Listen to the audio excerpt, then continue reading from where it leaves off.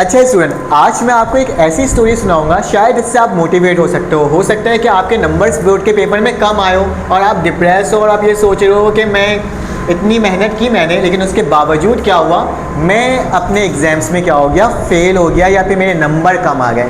तो स्टूडेंट याद रखना कि आपकी ज़िंदगी में तो बहुत कुछ होता है, ठीक है, लेकिन आज एक ऐसी स्टोरी होगी जिसकी मदद से आप शायद अपने आप को कुछ बेहतर समझ सको।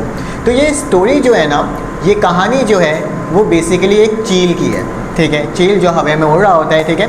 तो उस चील की कहानी है जिसके अंदर वो क्या करता है, वो चील एक बहुत ऊंचाई की तरफ जाता है और जाने के बाद वो एक घोंसला बनाता है, ठीक है।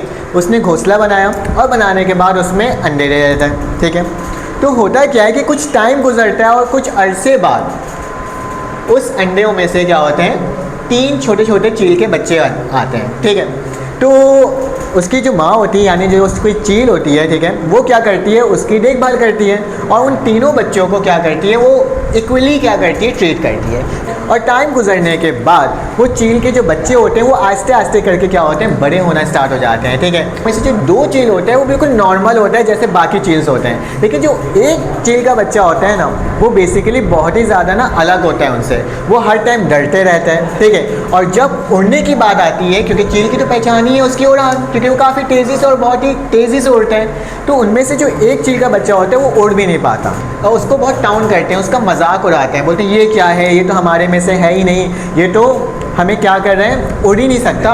इस तरह के ना मुख्तलिफ उसको टाउन करते हैं और करके उसको बहुत ज़्यादा क्या कर देते हैं, डिप्रेस कर देते हैं। तो आप भी अपनी लाइफ में देख रहे होगे ना कि आपके साथ भी कुछ ऐसा हुआ होगा जिसमें आप काफ़ी डिप्रेस हुए होगे या फिर आपको काफ़ी ज़्यादा टाउन किया गया होगा किसी न किसी वजह से।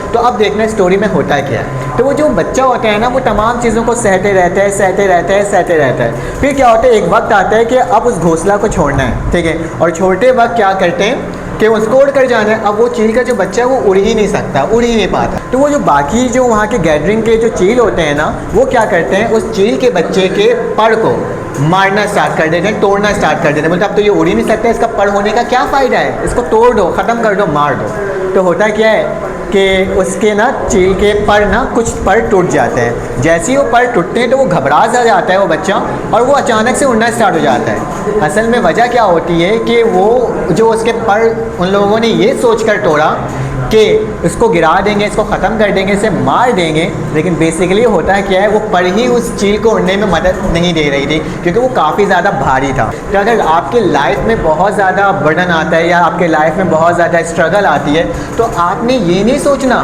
कि मैं तो अब कुछ कर नहीं सकता, मैं कुछ आगे बढ़ नहीं सकता, बल्कि आपने ये करना है कि उसी चीज़ को अपने आप को सोचना है और सोच करके उससे ओवरकम करना है। तो आप जीत उस वक्त सकते हो जिस वक्त तुमको पता हो कि हार की फीलिंग क्या होती है। तो बस आपको ये कहूँगा कि आपने आगे बढ़ते